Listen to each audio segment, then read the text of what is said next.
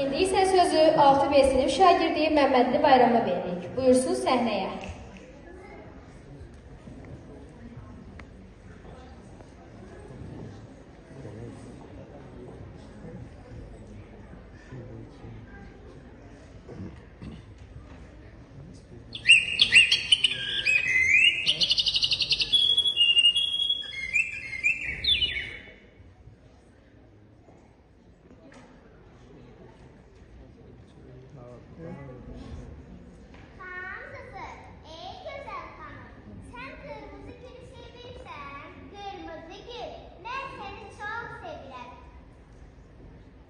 Kim sevmez ki?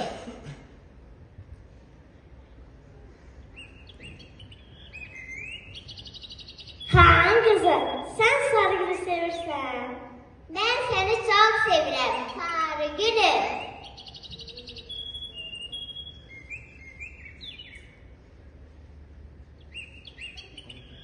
Kaan kızım, sen Mavigül'ü sevirsen. Ben seni çok sevirem Mavigül'üm.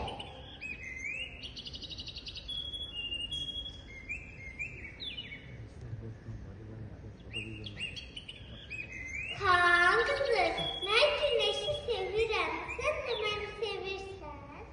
Çiçek, sen benim gözümün ışığısan. Elbette ben de seni sevirem.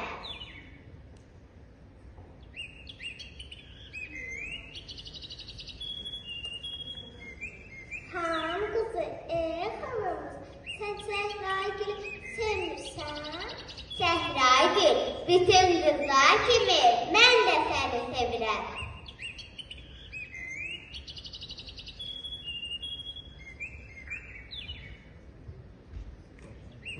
Salam kızım, salam ata. Senin bu vatan bağında ne güzel güllerin var. Esradan varlığı gibi. Atacan, güllerin hamısının öz güzelliği var.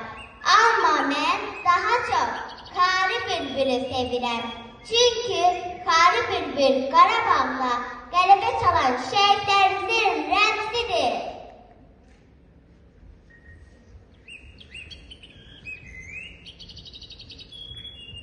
Bura baxın, torpağın qoynunda nəsə yatıb, bu xarı bülbül deyilmi? Hə, o uzun illərdir sızıb, həsrətin, dərdin içində yatıb. Biz qayıtmışıq, xarı bülbül, biz səni qoymağa, səni oyatmağa gəlmişik. Torpağın azaddır, ay gün, artıq bu dağlarda düşmən ayağı yoxdur. Şəhidlərin qanı bu torpağı müqəddəs edib, oyat, azadlığın gülü. Vətən səni gözləyir, qol, dəfərin, rəddol.